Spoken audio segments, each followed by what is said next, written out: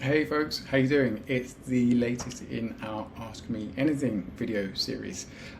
We've got a question from David Bernstein who asks, how do you go about briefing copywriters to get the best results? I don't know the answer to this question, and neither do 98% of the clients I've ever worked with. No, I jest. It is difficult. I feel bad about that now, but let's move on.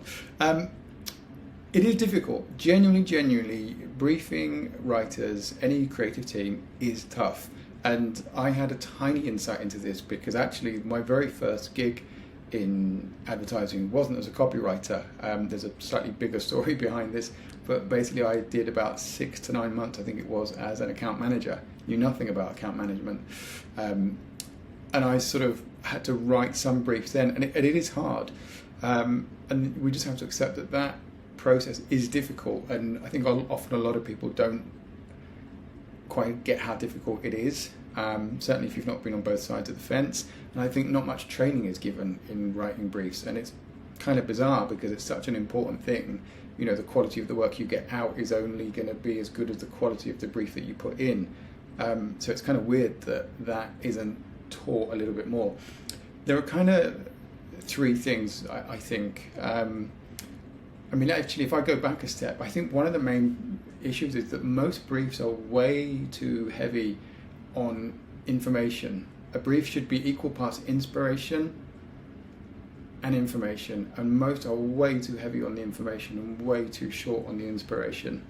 But to go back to where I was, I think there are 3 main kind of areas I would call out here. One is you've got to leave space for the writer. To bring their own things to the table. Don't be too prescriptive. This falls into the information category. Don't give too much information. Don't say you have to write a 10 word manifesto. It must include these words. It must do this. It must do that. If you do that, it's really kind of restrictive for a writer. This is a random reference, but if you've ever seen Butch Cassidy and the Sundance Kid, and if you haven't, go watch it. There's a bit where he's trying to shoot. I can't remember. He throws a can into the air or something. He's trying to shoot it, and he misses it every time.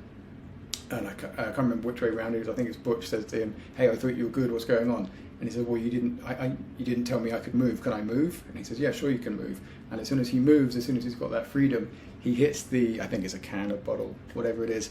But it's that idea that if you can't move, if you can't have that freedom to work, then you're going to feel restrictive and you're not going to do your best work. So you have to create something. You have to create a brief that gives the writer a bit of inspiration with guidelines, but not too restrictive. Tell them to bring the brand proposition to life in a way that's engaging, that's inspirational, but stays within the confines of the tone of voice. For example, that's inspirational, but it's not too restrictive.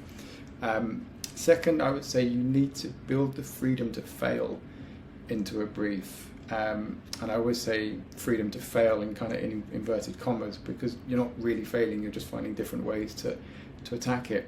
Tell them tell writers it's fine to suggest 2 or 3 different versions. We do this all the time. You know, when we go in with whether it's a route, whether it's a manifesto, whatever it is, we'll kind of go in with one that's, hey, we think this is probably what you're asking for. This is one that we think is amazing and will definitely work. This one's a little bit more out there. And that kind of does 2 things. One, the client gets more value out of you as a creative, as an agency. But also, it's really freeing for the writer because you feel like you don't have to get it right first time because you've got those 3 different versions. So, you know, be crazy in the crazy one, be safe in the safe one. So if you do that, it really frees you up as a writer. And I think third, very simply, give people time to work. I know often we are under time pressure, I get it, but there is nothing more sure to kill creativity and exploration than giving writers really tough deadlines and then watching them like hawks and then constantly asking for check-ins and constantly asking, are we on track? I get you have to do all those things, they're important obviously, but if you do that, it's really hard for a writer to feel free, and that's one of the most important things about the briefing process. All right, so that's this video. That's the video this week. Keep sending your suggestions for following videos down in the comments, please, and see you again all soon. Apologies, this was a bit of a longer one. Take care. Bye bye.